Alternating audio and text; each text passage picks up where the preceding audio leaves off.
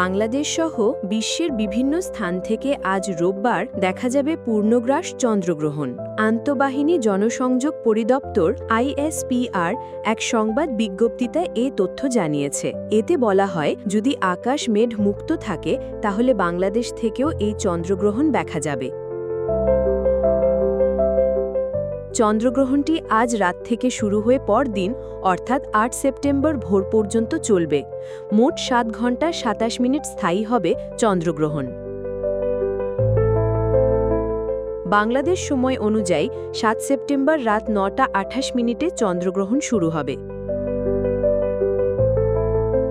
চন্দ্রগ্রহণটি পূর্ণাঙ্গভাবে দেখা যাবে এমন স্থান হল পূর্বে ইন্দোনেশিয়ার হিলা দ্বীপ থেকে শুরু করে পশ্চিমে কেনিয়ার মোম্বাসা বন্দর পর্যন্ত।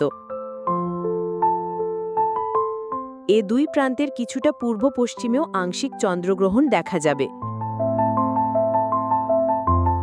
তবে উত্তর আমেরিকা, ক্যারিবীয় অঞ্চল ও দক্ষিণ আমেরিকার প্রায় ৯০% এলাকা থেকে এই চন্দ্রগ্রহণ দেখা যাবে না।